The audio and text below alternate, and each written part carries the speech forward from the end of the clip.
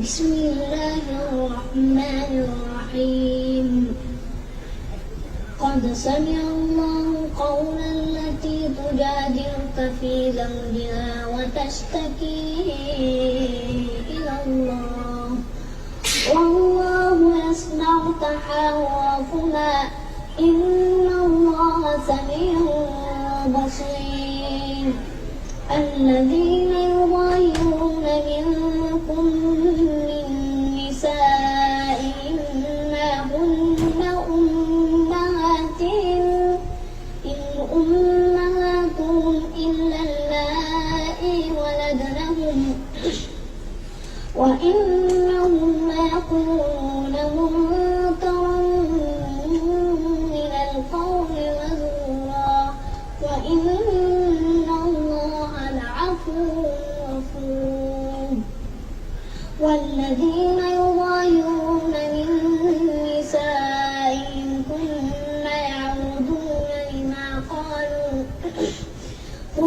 يعودون لما قالوا فتحرير رقبة من قبل أن يتماسا ذلكم توعظون به والله بما تعملون خبير فمن لم يجد فصيام شهرين متتابعين من قبل أن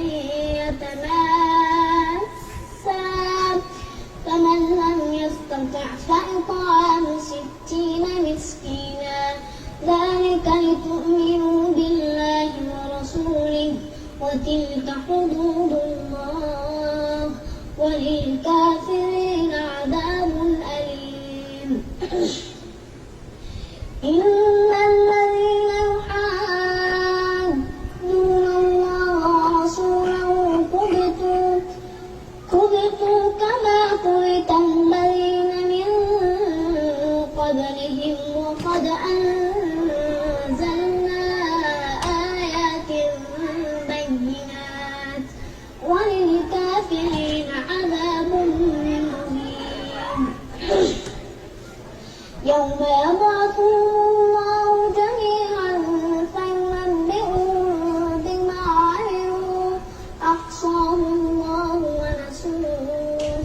والله على كل شيء شهيد ألم تر أن الله يعلم ما في السماوات وما في الأرض ما يكون من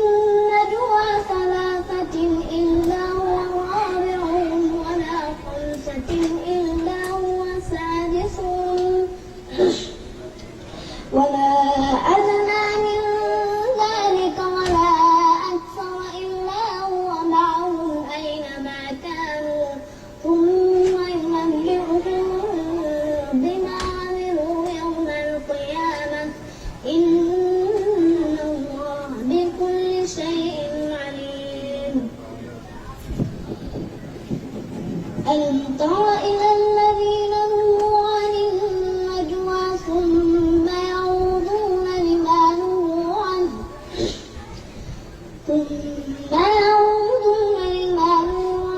ويتناجون بالإثم والعدوان ومعصية الرسول وإذا جاءوك حيوك بما لم يحيك به الله ويقولون في أنفسهم لولا يعلمنا الله بما نقول حسبهم جهنم يصلونها فبئس المصير يا أيها الذين آمنوا إذا تناجيتم فلا تتناجوا بالإثم والعدوان ومعصية الرسول وتناجوا بالبر والتقوى واتقوا الله